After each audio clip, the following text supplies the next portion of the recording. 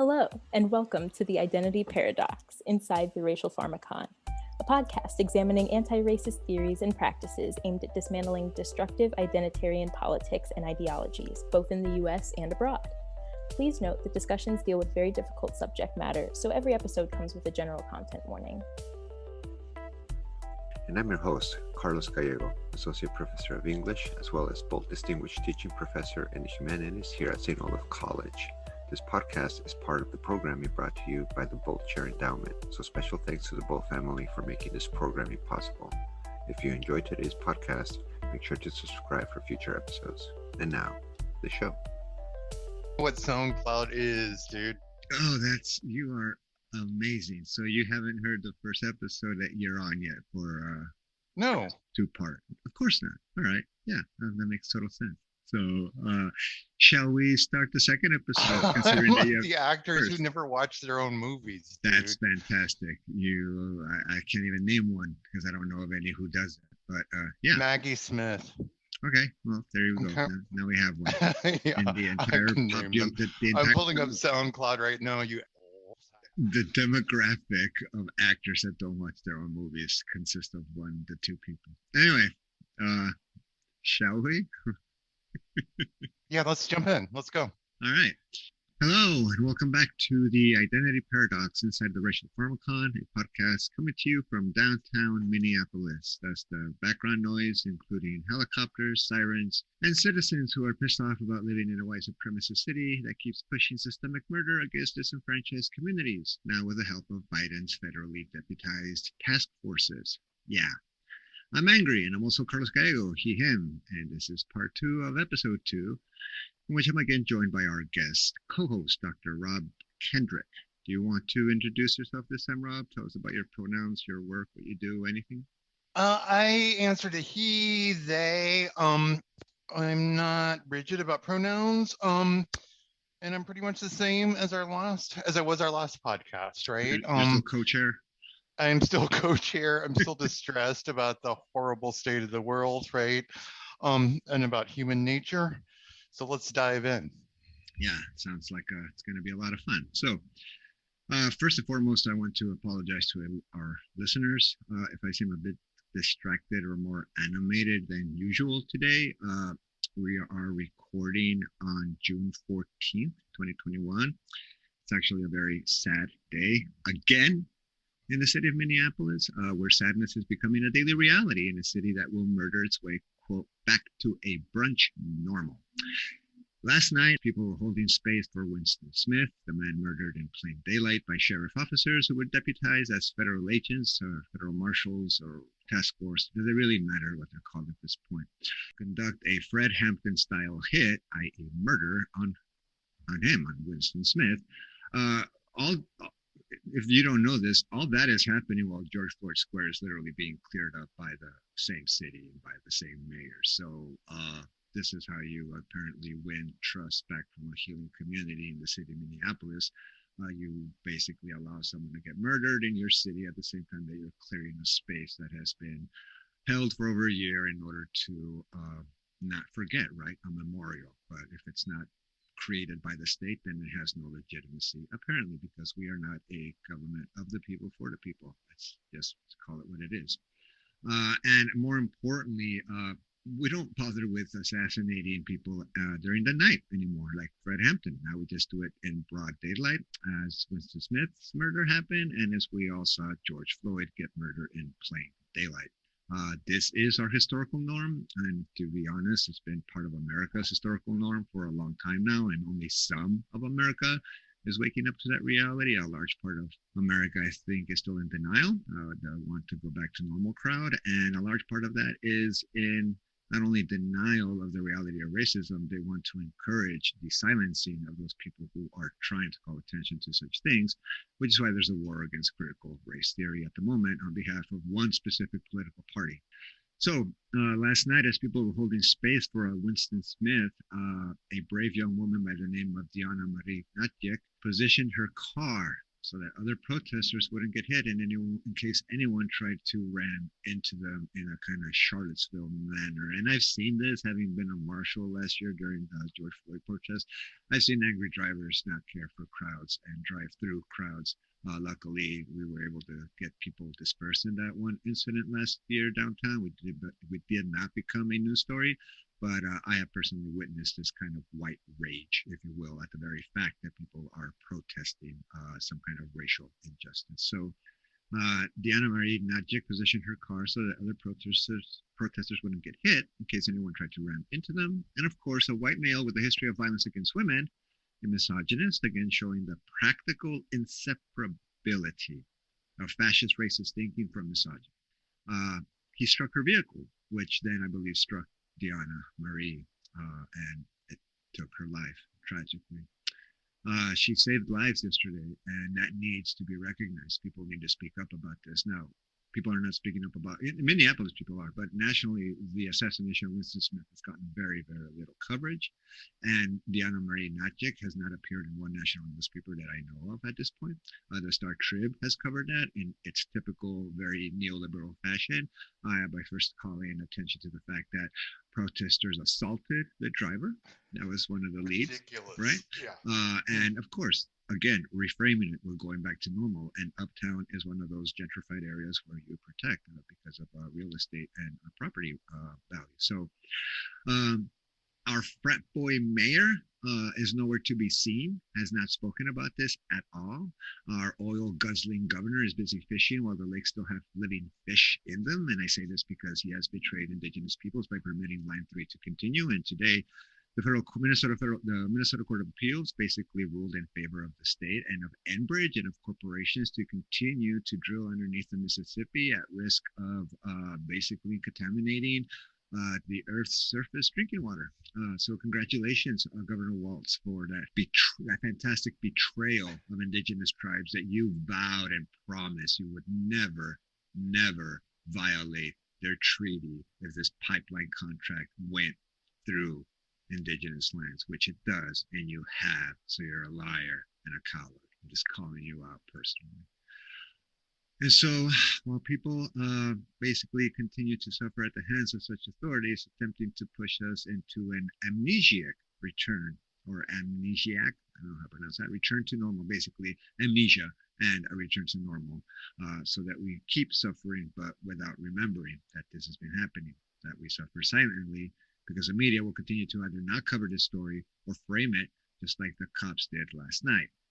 This is your fault, BLM protesters, for being on the street in the first place. And this is coming from people who were there, literally. This is what the cops are saying. Especially in Uptown, right, where you don't belong because there are Facebook Uptown crime watchers making sure you only see black, brown thugs and not black, brown people asking for transparency and justice. Sympathy towards such communities is apparently rationed here in Minneapolis. You only get so much for a certain amount of time. And yes, let's keep protecting violent white men while demonizing victims as drug addicts, thugs, and just troublemakers. Last night, according to people on the scene, when the cops showed up with rubber bullets and mace for the protesters, not the murderer, right? And they assaulted the murderer. They didn't detain him. They didn't restrain him. They assaulted him. Star Trib. They redacted it later because they constantly keep redacting it because that is one of the major prerequisites for a Pulitzer Prize is constant redacting.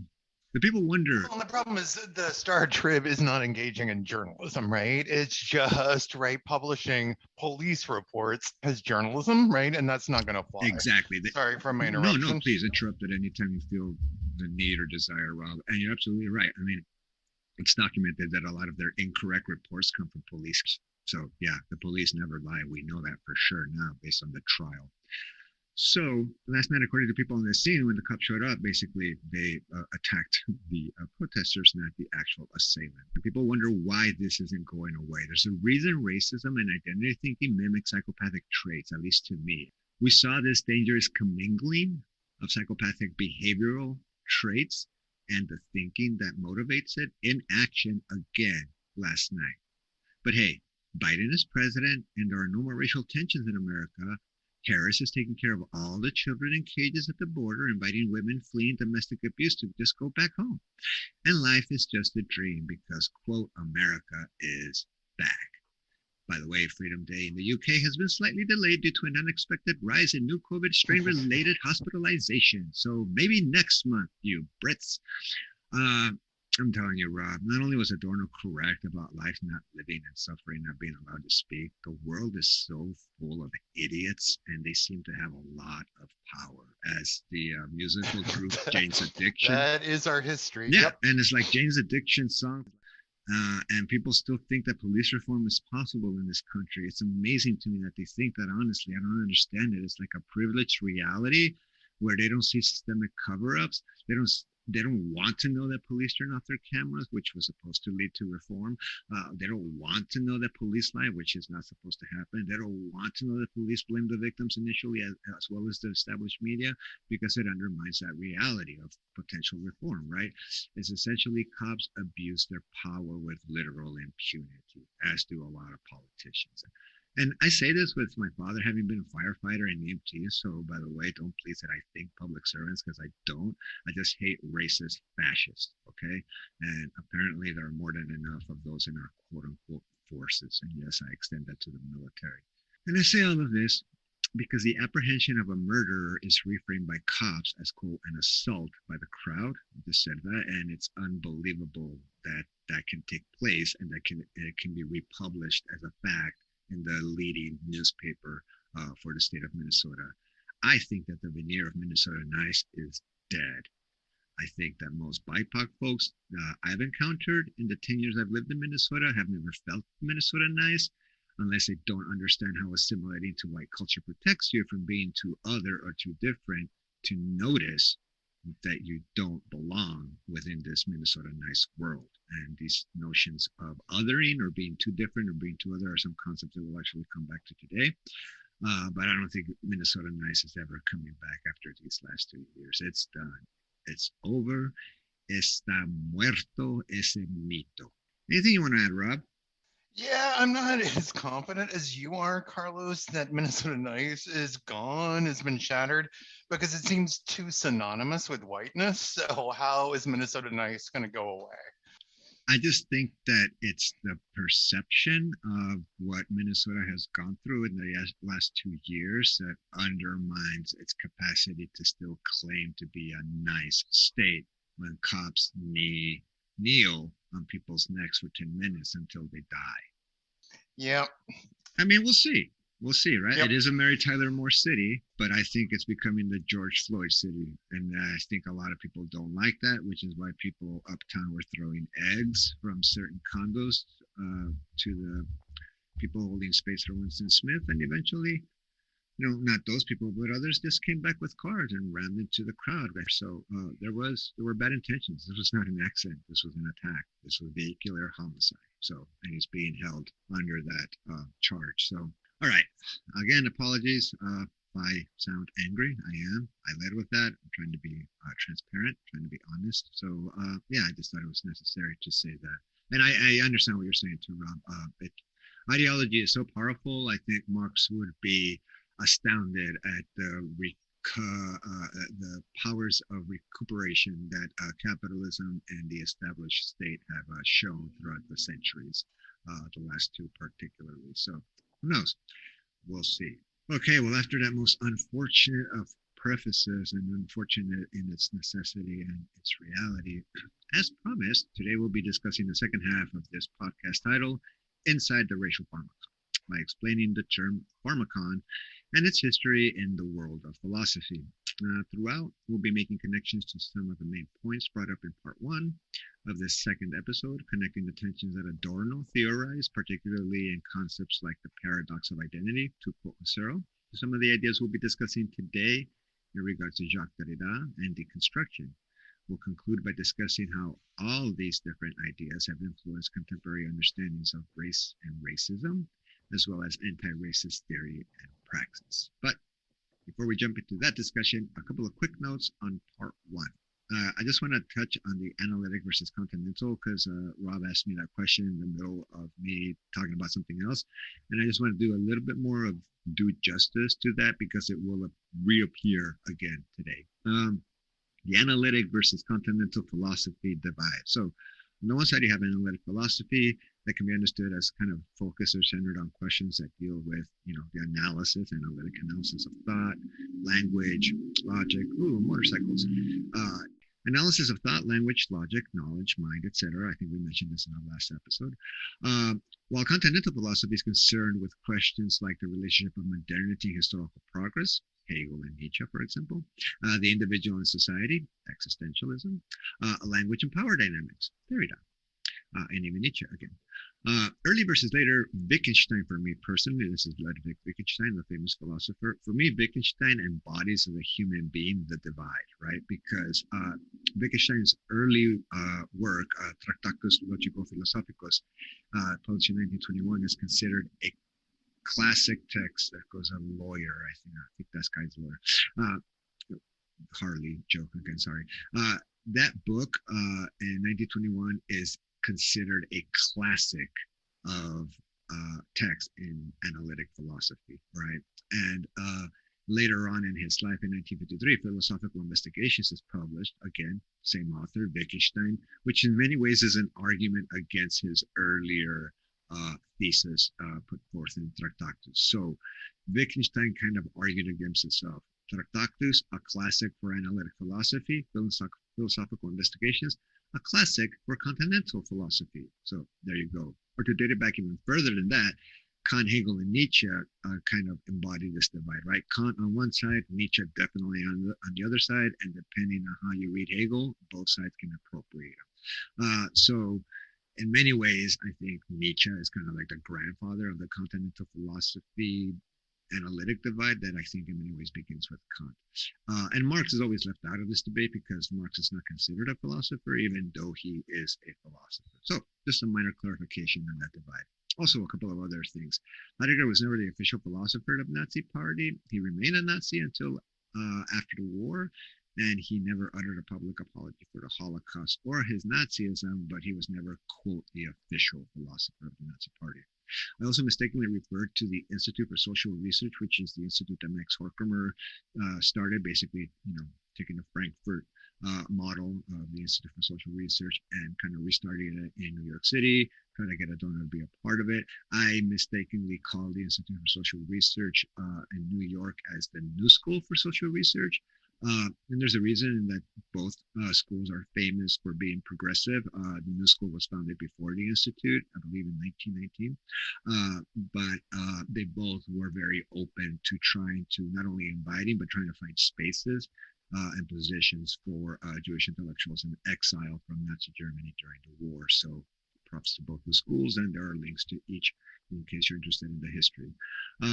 Also, there were no medical doctors serving as authors in the authoritarian personality. I mistakenly said doctors, and there weren't. There were three psychologists, Elsie Franco-Brunswick, Daniel Levinson, and Nevet Sanford, and I apologize for not naming them in the previous episode.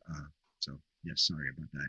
And finally, just a clarification, I did, just to answer Rob's question, I did read parts of all the sections of Adorno's aesthetic theory, although looking at the newest translation, it's very different from the one that I grew up with, which kind of breaks it up into numbered aphorisms.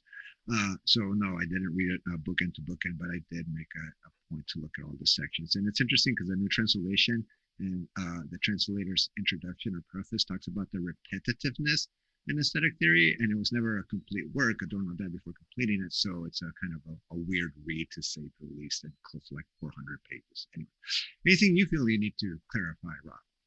I'm good. Of course you are. You don't make mistakes. All right, so just a quick summary of what we covered in part one of this two-part episode. We unpacked the concept of the identity paradox by explaining the general philosophy underlying the guy, Edmund Husserl, who theorized in The Crisis of European Sciences and Transcendental Phenomenology, that's titled, that the concept of the self engenders a paradox, quote, the paradox of human subjectivity, which is being a subject in the world and at the same time being an object in the world, subject and object. The reason for unpacking Husserl's philosophy was to highlight the long debates around the question of subjectivity and objectivity, or subject and object, and their possible reconcilability, which Husserl obviously questioned until the end of his days, as indicated by that quote. We trace this debate around the reconcilability of object and subject back to Kant and Hegel, the two forefathers of phenomenological thought before Husserl. We then transition to the work of Theodor Adorno to explain the relationship between his theory of negative dialectics, specifically the non-identical, and how it intersects with Husserl's paradox of human subjectivity, quote. Oh, and they were both persecuted by the Nazis due to their Jewish heritage, and Martin Heidegger, the author of the highly influential work Being and Time, published in 1927, became and didn't cease being a Nazi until after the war, as I mentioned earlier. We say all this because Husserl and Adorno both had major problems with Heidegger, Husserl on a personal and professional level. And the Nazis and Heideggers are back in this episode, believe it or not. But this episode is not about Nazis or Heidegger, even though they will make a cameo appearance. Today is about Jacques Derrida and his take on the concept of the pharmakon. Quoting again from the Stanford Encyclopedia of Philosophy, because these experts take the time to publish excellent summaries, so I don't see the point in offering a less than excellent summary of an excellent summary. I'm not a supplement, though I do supplement the entries with commentary and riffs. Did you catch that Derrida joke, Rob? I did. Is that funny? No. Are you laughing at your joke? Yep. So you're funny, but I'm not. All right. The following is an excellent entry on Derrida from Professor Leonard Lawler, published in the Stanford Encyclopedia of Philosophy. So now I am quoting extensively from Professor Lawler's entry on Derrida. Jacques Derrida, 1930 to 2004, was the founder of Deconstruction, a way of criticizing not only both literary and philosophical texts, but also political institutions. Although Derrida at times expressed regret concerning the fate of the word deconstruction, its popularity indicates the wide-ranging influence of his thought in philosophy, in literary criticism and theory, in art, and in particular architectural theory and in political theory. Indeed, Derrida's fame nearly reached the status of a media star, with hundreds of people filling auditoriums to hear him speak, with films and television programs devoted to him, with countless books and articles devoted to his thinking. Besides critique, Derridian deconstruction consists in an attempt to reconceive the difference that divides self-consciousness, the difference of the of in consciousness of oneself. So what is the difference of consciousness of oneself? But even more than the reconception of difference, and perhaps more importantly, deconstruction attempts to render justice, and we'll come back to this. Indeed, deconstruction is relentless in this pursuit, since justice is impossible to achieve. And again, we'll come back to that concept at the end. Derrida was born on July 15th, 1930 in Elbiar, Algeria, which is a suburb of Algiers, then a part of France, because, colonialism. He was born into a Sephardic Jewish family. Because Derrida's writing concerns auto-bio-graphy, autobiography, but with hyphens, in other words, writing about one's life as a form of relation to oneself, many of his writings are autobiographical. So, for instance, in Monolingualism of the Other, 1998, Derrida recounts how, when he was in the lycée, that's high school in France, the Vichy regime in France proclaimed certain interdictions concerning the native languages of Algeria, in particular Berber. Derrida calls his experience of the interdiction, quote, unforgettable and generalizable. In fact, the, quote, Jewish laws passed by the Vichy regime interrupted his high school studies. And again, here come the damn Nazis, right? Always interrupting knowledge and progress. Immediately after World War II, Derrida started to study philosophy. In 1949, he moved to Paris, where he prepared for the entrance exam in philosophy for the prestigious École Normale Supérieure. Derrida failed his first attempt at this exam, but passed it in his second try in 1952. So if you fail, don't worry about it. So did Derrida. In one of the many eulogies that he wrote for members of his generation, Derrida recounts that as he went into the courtyard toward the building in which he would sit for the second try at the exam, Gilles Deleuze, a very famous French philosopher who would later become famous, he was young at this point, passed Derrida, smiling and saying, "My thoughts are with you, my very best thoughts," end quote. Indeed, Derrida entered the École Normale at an age when a remarkable generation of philosophers and thinkers was coming of age. And this is true. It's one of the most impressive generation of scholars in the 20th century. We have already mentioned Deleuze, but there was also Foucault, Althusser, Lyotard, Barthes, and Marin. Merleau-Ponty, Sartre, de Beauvoir, Lévi-Strauss, Lacan, Ricoeur, Blanchot, and Levinas were still alive. The 50s in France was the time of phenomenology. There's Husserl. And Derrida studied closely Husserl's then published works, as well as some of the archival material that was then available. The result was a master's thesis from the academic year 1953-1954 called The Problem of Genesis in Husserl's Philosophy. Derrida published the text in 1990. So what is almost 40 years between him writing this thing and publishing it. This is going to kind of give you insight into Derrida's personality and attitude towards institutions. Most importantly, at the École Normale, Derrida studied Hegel with Jean Hippolyte.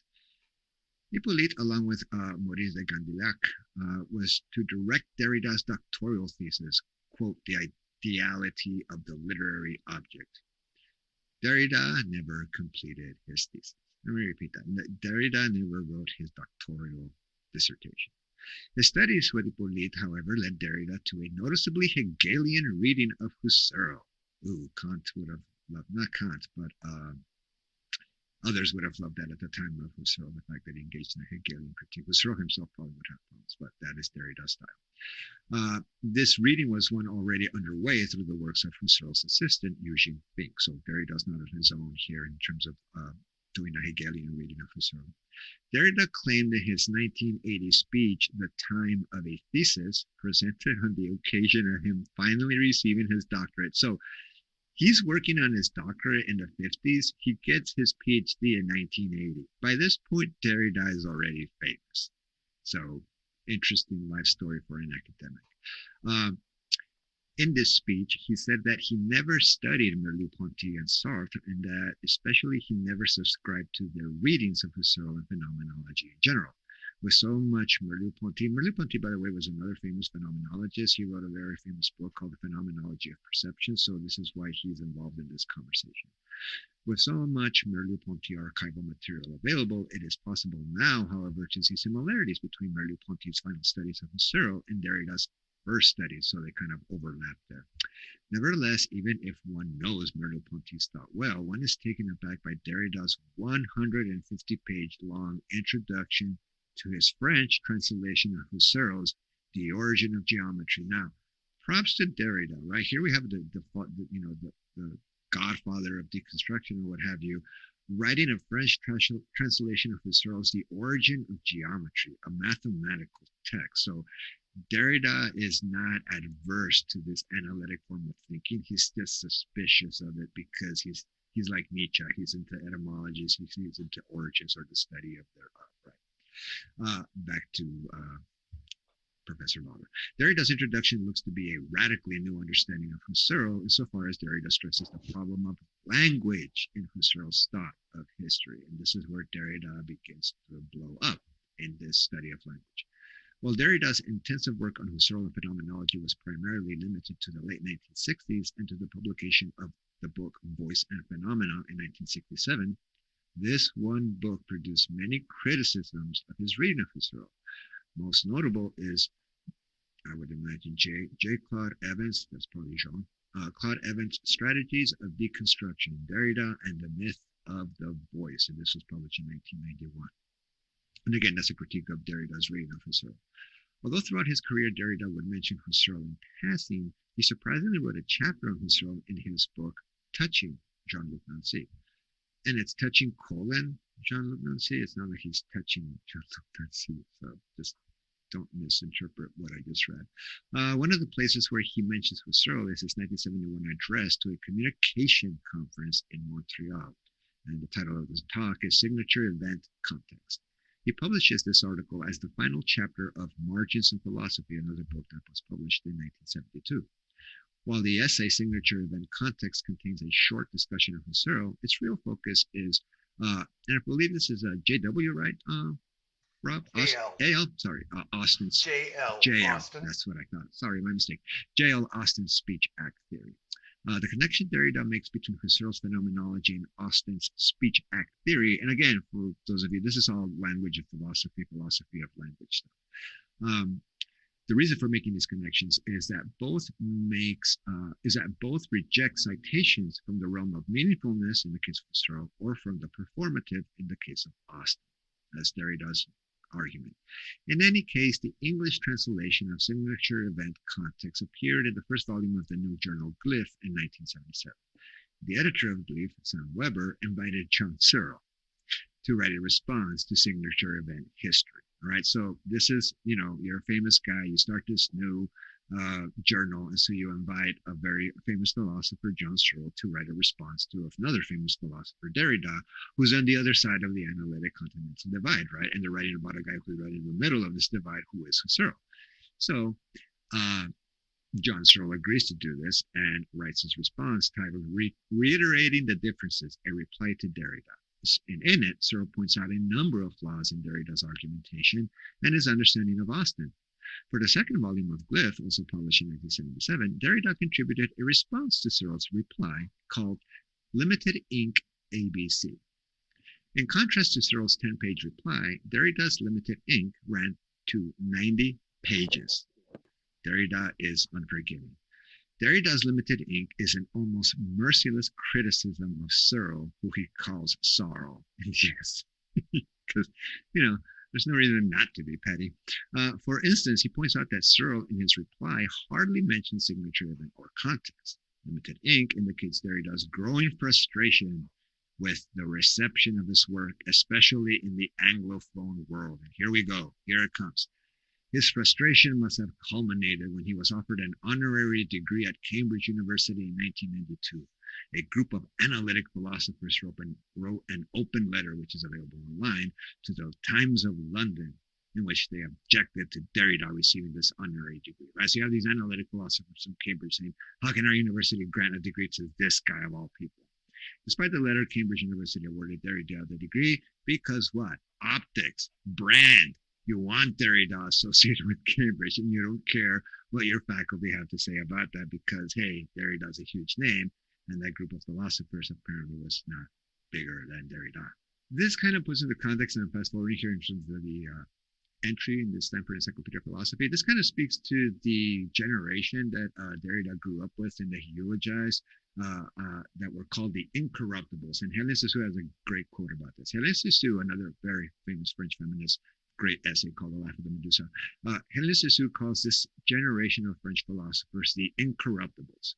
In the last interview Derrida gave to Le Monde in August 19, 2004, he provided an interpretation of the incorruptibles. Quote, by means of metonymy, I called this approach of the incorruptibles an intransigent, even incorruptible ethos of writing and thinking, without concession even to philosophy, and not letting public opinion, the media, or the phantasm of an intimidating readership frighten or force us into simplifying or repressing. Hence, the strict taste for refinement, paradox, and aporia. Aporia, that's what it is.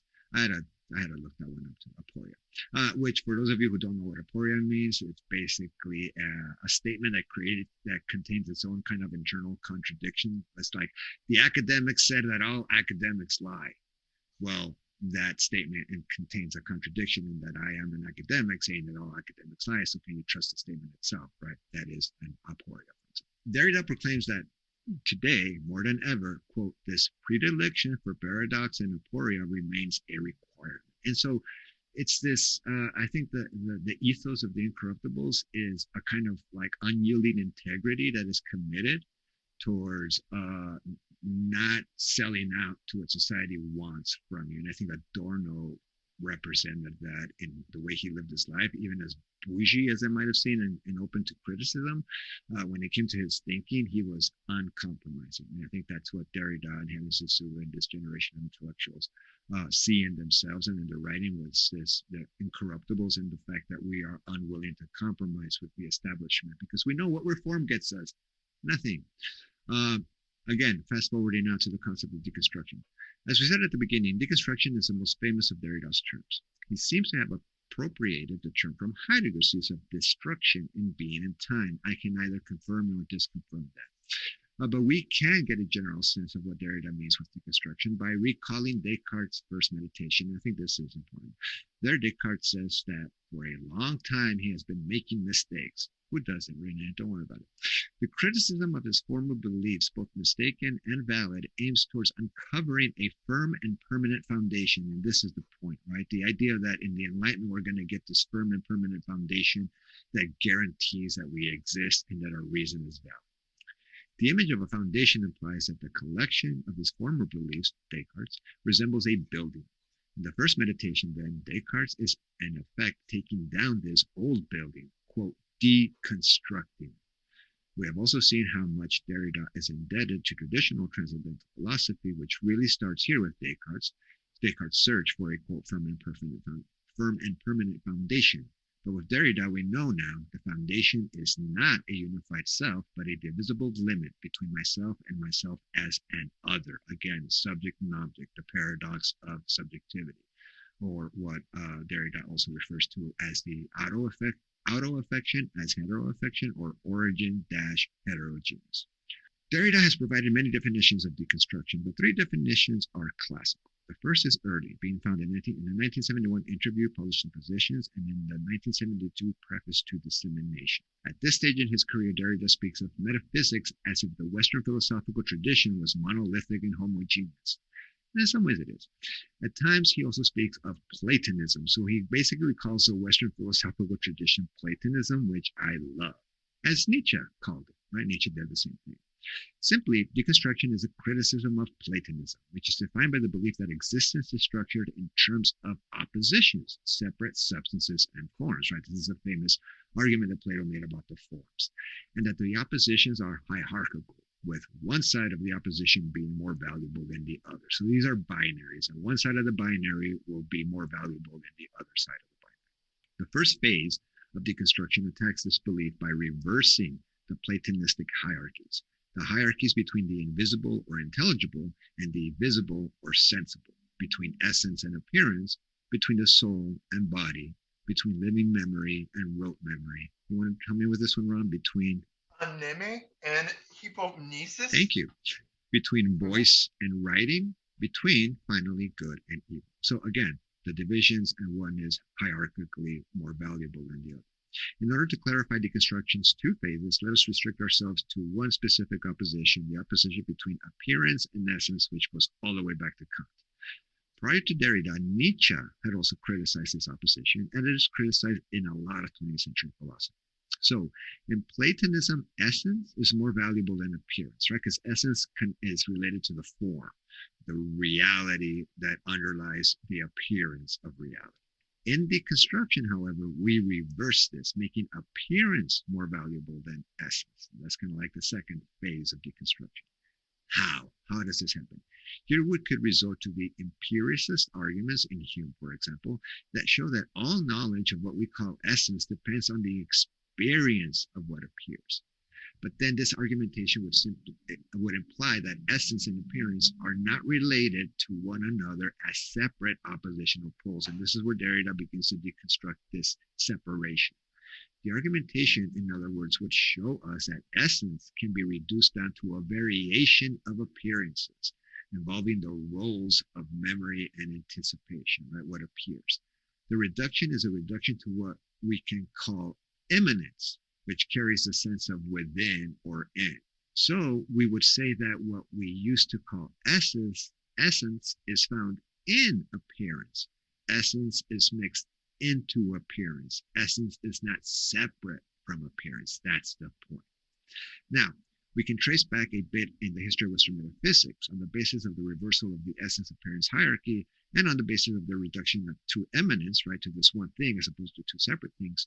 We can see that something like a decision, and perhaps an impossible decision, must have been made at the beginning of the metaphysical tradition, a decision that instituted the hierarchy of essence-appearance and separated essence from appearance. So what Derrida is arguing here is that if we go back into history, at some point in philosophy, a decision to separate appearance from essence happened, and that this decision made all the difference in terms of what would follow in the philosophical tradition.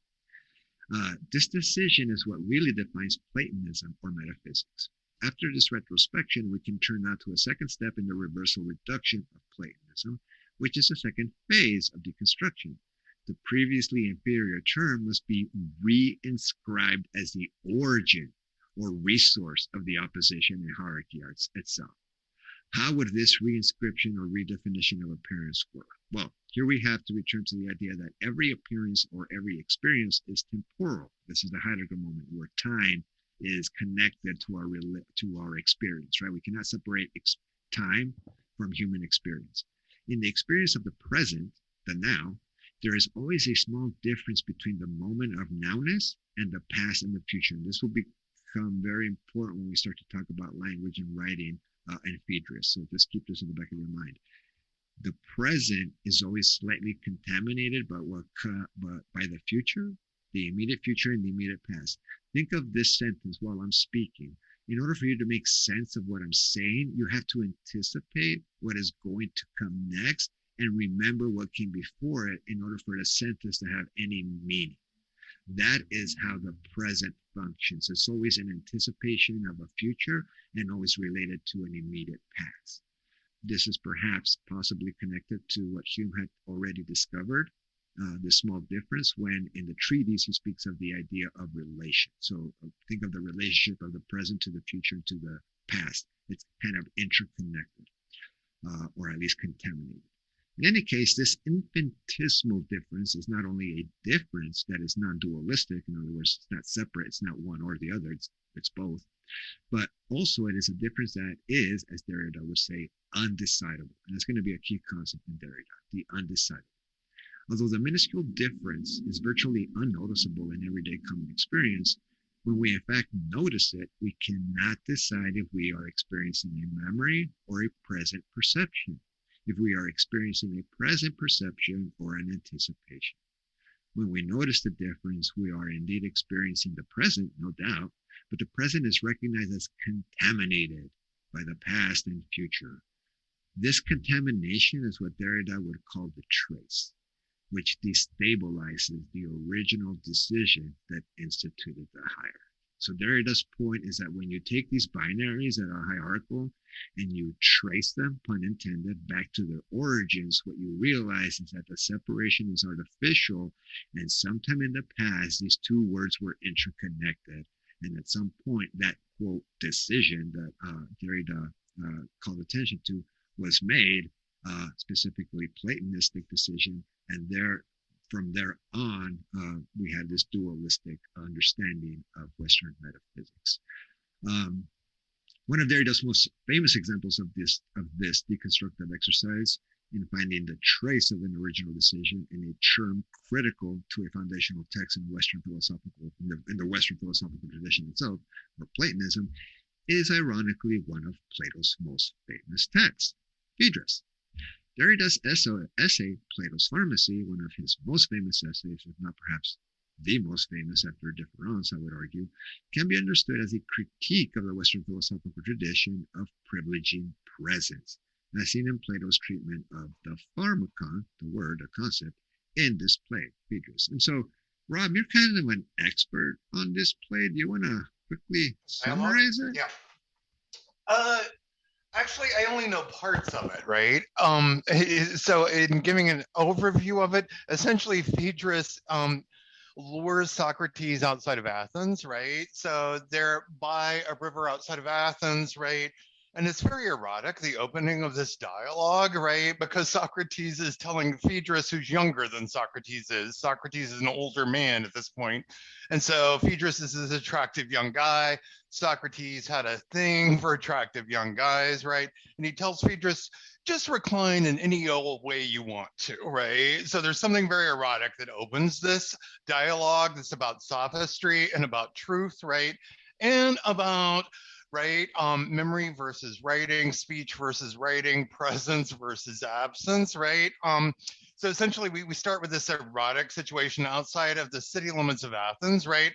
And then we get to what Derrida is attacking in Platonism, right?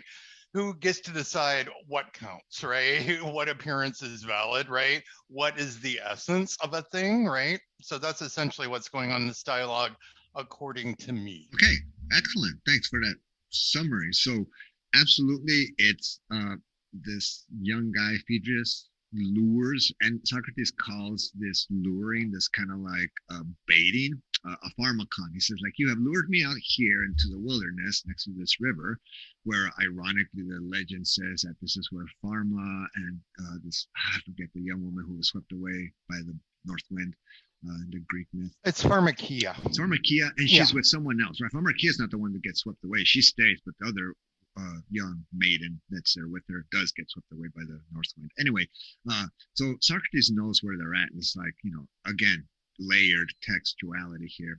And what Socrates says is like, you told me you just heard this great speech by Lysias and that you were gonna recite it to me.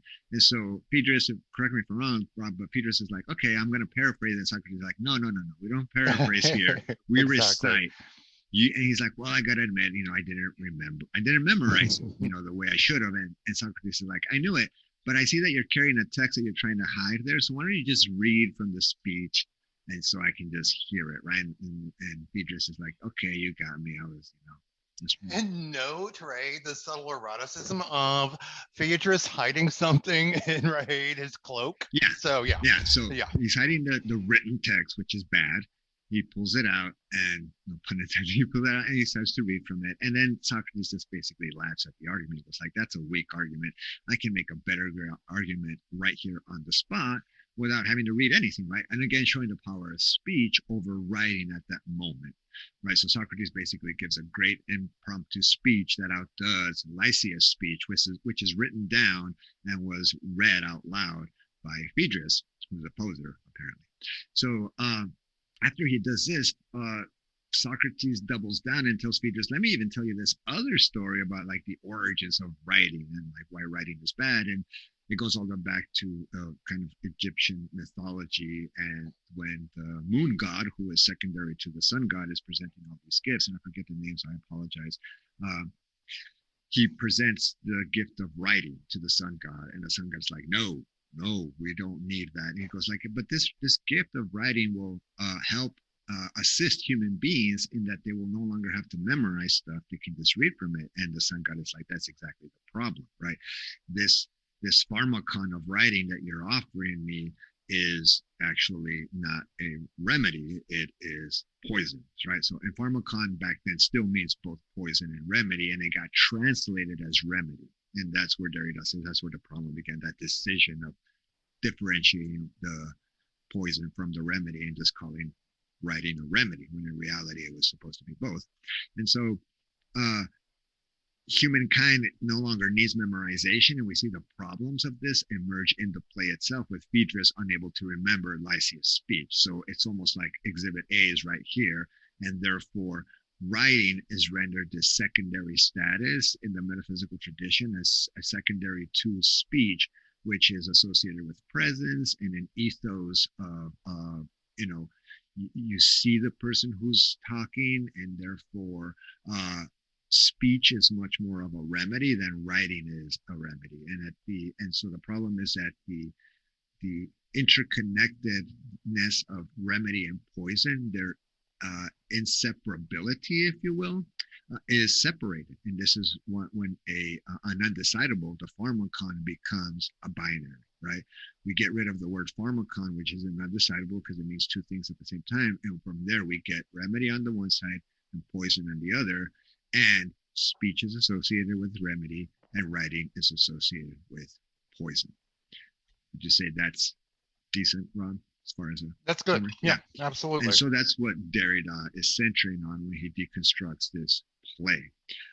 And so basically what Derrida highlights is the irony that Plato is writing a play that highlights the hierarchical position of speech, which makes the play ironic at the very least as a written text, right? Because you mean the dialogue? The dialogue, sorry, not the play. Not the play. It's a dialogue. Sorry, I always call dialogues plays for some reason because it's like a play to me. But you're right, it's not a play. There's no Though there is a setting, but not in a place sense. So Derrida's relationship to that notion of difference between the present in relationship to the future and the past, and that trace that the present always carries of the future and of the past, is what he's trying to call attention to in the word pharmakon. The pharmakon as a word always carries a trace of the other, right? The trace of the poison when it's a remedy, and the trace of a remedy when it's a poison. And there are various chemicals and medicines in our society, in our world today, that function as both, right?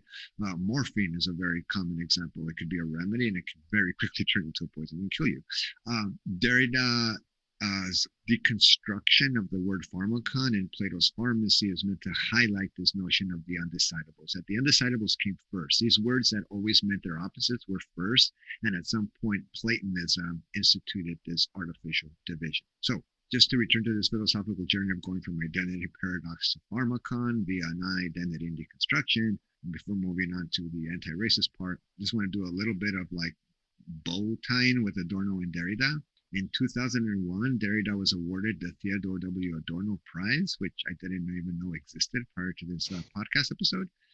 And this is from the article Adorno's Other Son, Derrida, and the Future of Critical Theory from Jean-Philippe Deranty. I don't know what this word is, ficus or ficus, published as a book the speech that Jacques Derrida delivered in Frankfurt in September 2001 in acceptance of the Theodore W. Adorno Prize. This little autobiographical text might seem to be of interest only for those who care about Derrida's person. Notably, it can be read as a surreptitious announcement by the philosopher of his imminent death. He died of cancer, I think pancreatic. However, Derrida made this announcement through a complex discursive strategy that suggested a strong identification with the individual destinies of the intellectual projects of Adorno and Benjamin, in this case, Walter Benjamin.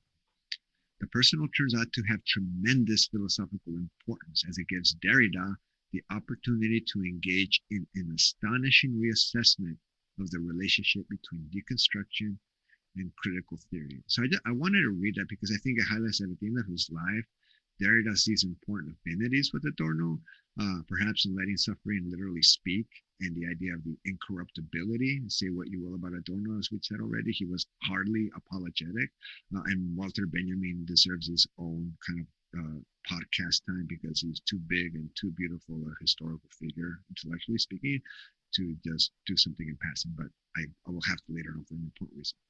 But one quote that I think highlights all of their respective investment in questions of social justice is Derrida on precisely the concept of justice. And this is back to the Stanford Encyclopedia. Even though justice is impossible and therefore always to come in or from the future, justice is not for Derrida a Kantian ideal, which brings us to the third aporia. This is obviously in context, so I apologize for not listing the first two. The third is called, quote, the urgency that obstructs the horizon of knowledge, and that's from Deconstruction and the Possibility of Justice. Derrida stresses the Greek etymology of the word horizon. Quote, as a Greek name suggests, a horizon is both the opening and limit that defines an infinite progress or a period of waiting, end quote. Justice, however, even though it is unpresentable, does not wait. A just decision is always required immediately. It cannot furnish itself with unlimited knowledge. The moment of decision itself remains a finite moment of urgency and precipitation. The instant of decision is in the moment of madness, acting in the night of non-knowledge and non-rule. Once again, we have a moment of eruptive violence. This urgency is why justice has no horizon of expectation, either regulative or messianic. In other words, people, justice does not wait, and justice cannot be regulated or compromised. And I see we see way too much of that nowadays. Justice remains an event yet to come. Perhaps one must always say can be. The French word for perhaps is, Rob? Peut-être. Again? Peut-être. Peut-être. Yep. Which literally means can be. Justice can be. It's an ideal, but not a Kantian. And that's in relationship to justice. This ability for justice aims, however, towards what is impossible. Even though the word deconstruction has been bandied about, we can see now the kind of thinking in which deconstruction engages. There's a kind of thinking that never finds itself at the end. Justice, this undeniable, is impossible. Perhaps justice is the impossible. And therefore it is necessary to make justice possible in countless ways. And that's what I wanted us to read out loud. Just because justice is philosophically impossible doesn't mean you don't try to realize it in countless ways, because it's impossible to be realized in just one way, which is why we're waiting for people to speak out from positions of power about what's going on in Minneapolis right now, for example. And again, that's from the Stanford Encyclopedia, Professor Lawler's entry. This reminds me a lot of Adorno on utopia. Adorno talks a lot about how utopia is impossible also, but it doesn't mean that it can't be a goal. Just because you are aspiring towards a utopia that you know you're going to come up short against is precisely why you need to make it a perpetual project. Utopia is always a project that you need to be engaged with, just like justice is for Derrida. It's always active. You're always finding a way to get better. Anything to add to that, Rob? I think I'm good right now. Okay. So, racial identity as both paradox and pharmakon. Back to the title and anti-racism. The main idea here is to communicate, first and foremost, the complicated nature of human identity in general. The paradox that Husserl called attention to in his later work. My thesis for this podcast is that identity is already a paradox. But when you throw in the variable of race, then racial identity functions as a more pronounced version of a paradox theorized by people like Husserl, Adorno, and Derrida. Racial identity becomes a pharmakon, an undecidable that functions both as remedy and poison, never being just one or the other. Racial identity can make someone feel agentic, like an agent, perhaps even equal to more mainstream identities promoted as models in a society that perpetuates racialized thinking. What's so poisonous about that? Well, the objectivity, the objectness of the racialized body can also get you killed. This is a so-called debate around Black Lives Matter. Black Lives Matter is not an identity politics. It is not promoting an identity as unique or superior, like the Nazis did with white identity, or in their case, Aryan identity, which is not even an identity. Black Lives Matter is a reminder that Black bodies don't matter in American society and that they should matter. That's it. They don't matter. And we're here to remind you that they should. That you can't just go around killing Black bodies without consequences or any accountability. The George Floyd murder and the subsequent rebellion showed that this won't be tolerated. So what's the immediate identity thinking reaction to Black Lives Matter? To engage in identity politics, to transform this into an identitarian Tucker Carlson-like debate about all lives matter or blue lives matter. Nobody's saying that all lives don't matter. In fact, they're actually holding us accountable by reminding us that not all lives matter equally, because Black lives are taken indiscriminately and disproportionately by the state, with all its available apparatuses to help frame history according to their established narratives. We kill only to maintain law and order, which, as Adorno and Derrida both taught us, law and order has nothing to do with justice. The Nazis had plenty of laws and plenty of order. This is the pharmakon of race. It is a remedy and a poison. It's both, always. The day it stops being one, it will have to cease being the other. The day we don't need to uplift our racialized bodies as worthy of life and dignity will be the day we no longer divide people along the basis of race. And the day we stop using race to divide is the day we no longer need to lift up our racialized identities, as lifting will become unnecessary. The day Black lives actually matter in the US systemically will be the day that Black Lives Matter is no longer necessary as a movement. And that's the point. Okay, quickly, some names that will pop up in future episodes, but that have nevertheless been influenced by the theories we've been discussing in this two-part intro episode.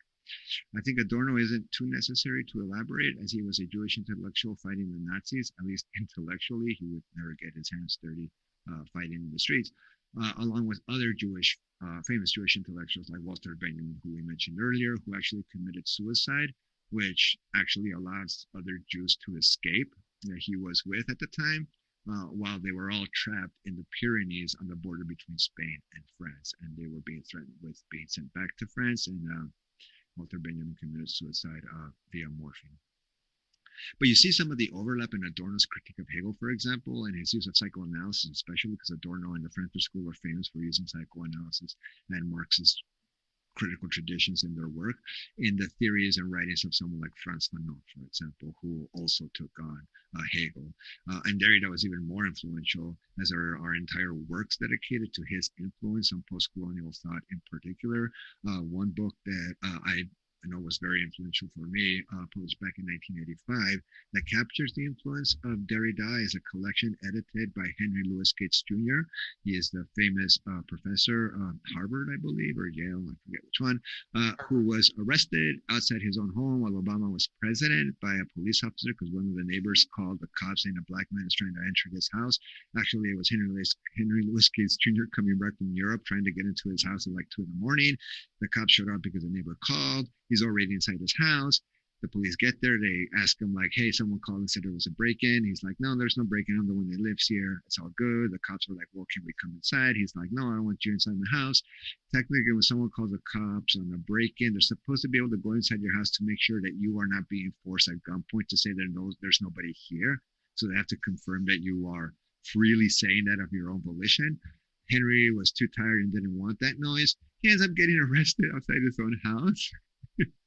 And eventually, the way that our neoliberal President Barack Obama at the time wanted to deal with the violence of police racism is to have a beer at the White House. And they called it Beergate. And you can fact check all that mess. Anyway, back to Writing Indifference, the Derrida text that influenced this book, which is titled Race, Writing Indifference, again, edited by Henry Louis Gates Jr.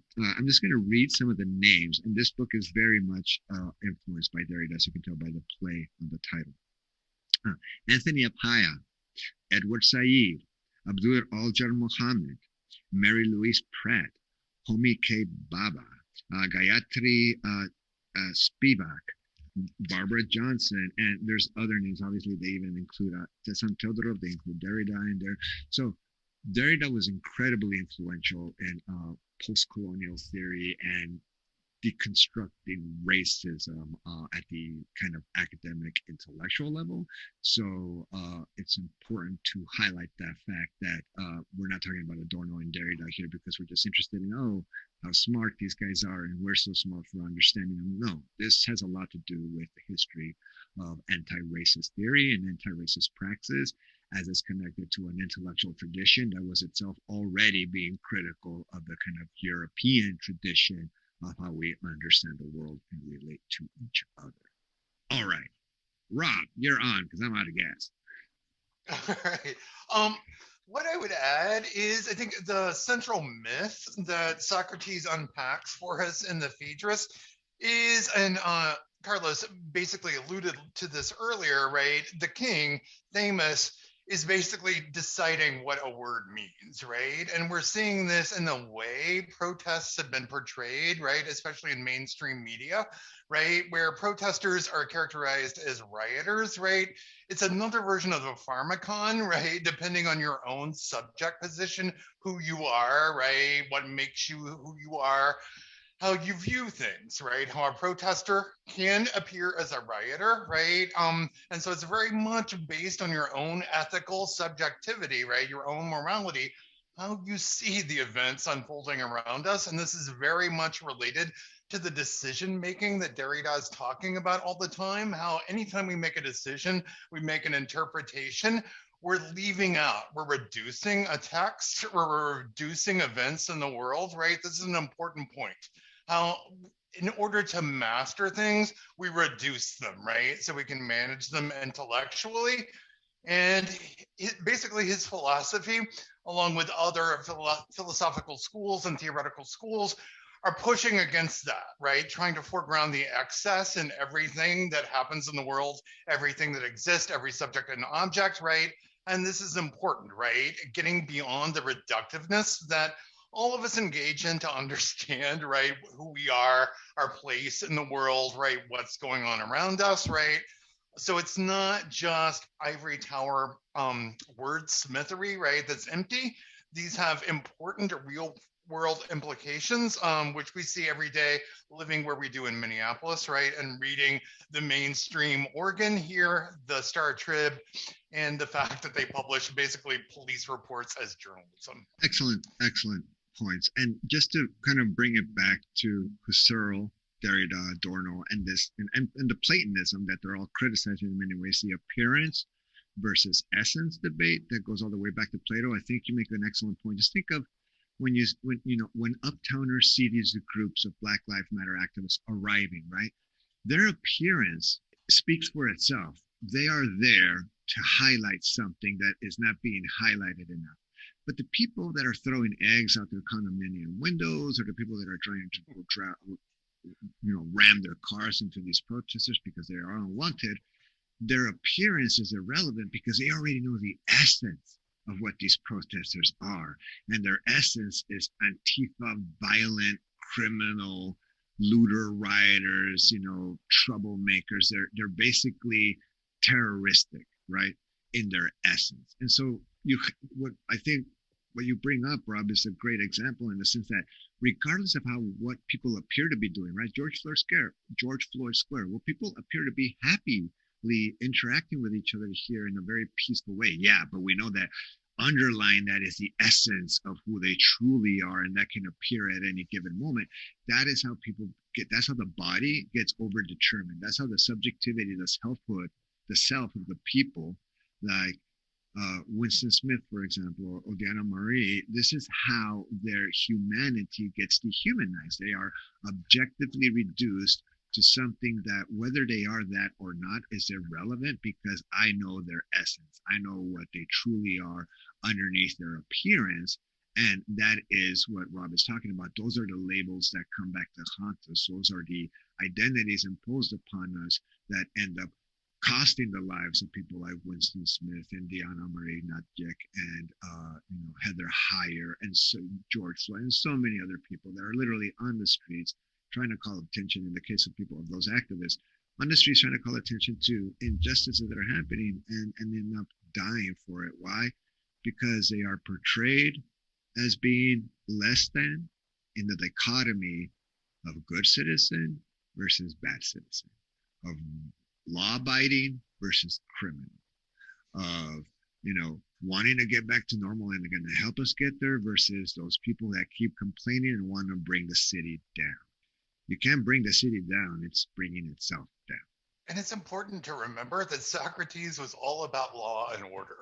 So that's an important point. Yeah, as was Plato. Word on the street has it. So yeah, remember Plato kicked out the artists, kicked out the poets, kicked out everyone from his state, which is the Republic, right? And it's only law and order. And you get rid of those people that complain, right? You get rid of those people that raise too many issues.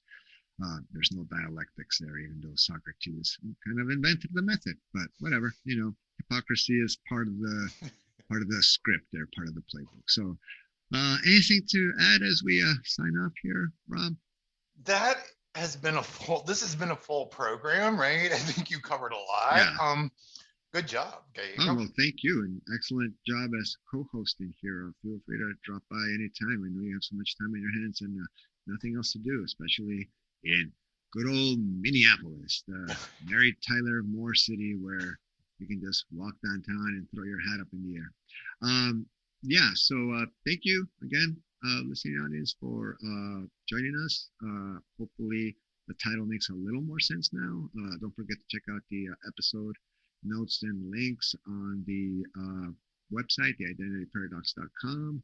And this is available on SoundCloud, as you probably already know.